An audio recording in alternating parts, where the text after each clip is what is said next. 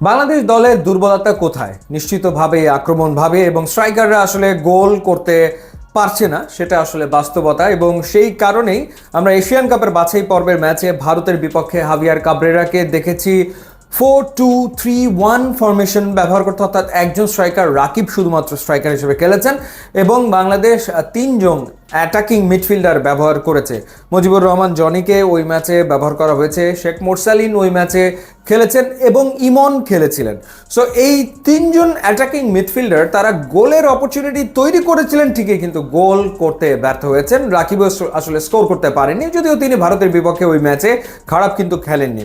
কিন্তু একই ফরমেশনে ঠিকই ভুটানের বিপক্ষে গিয়ে রেজাল্ট বের করে নিতে সক্ষম হয়েছেন হাভিয়ার কাবরেরা।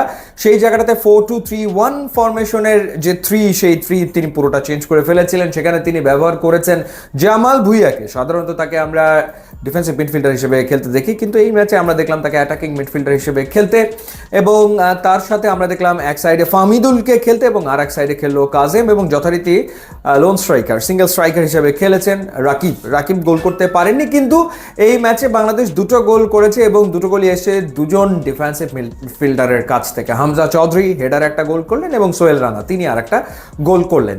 তো যেহেতু দুর্বলতা রয়েছে বাংলাদেশের অ্যাটাকিং থার্ডে, স্ট্রাইকারের অভাব ডেফিনেটলি রয়েছে, সেটা আসলে ফুলফিল করার চেষ্টা হাভিয়ার কাবরেরা করছেন অ্যাটাকিং মিডফিল্ডার ইউজ করার মাধ্যমে।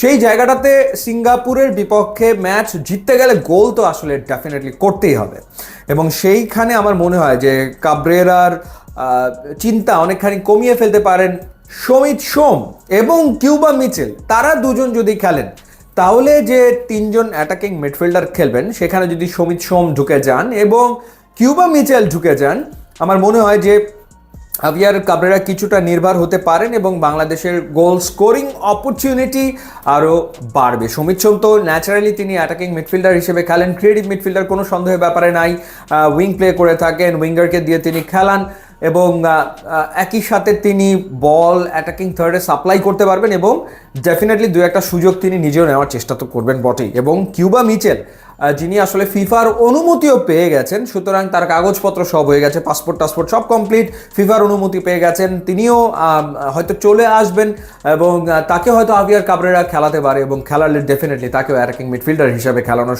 সম্ভাবনা রয়েছে। সো পার্থক্য গড়ে দিতে পারে সিঙ্গাপুর ম্যাচে, ডেফিনেটলি পার্থক্যটা গড়ে দিতে পারে সমিত সোম এবং কিউবা মিচেলের ইনক্লুশন, এবং সেটা ডেফিনেটলি অ্যাটাকিং মিডফিল্ডার হিসেবে।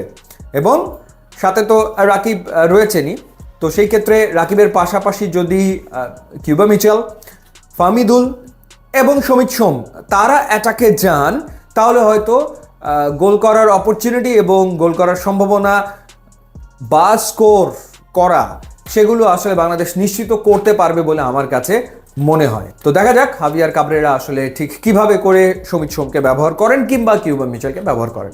ইউটিউব, ইনস্টাগ্রাম লিঙ্ক দেওয়া আছে, আপনারা যোগ দিলে খুবই খুশি হবো। And thanks for watching.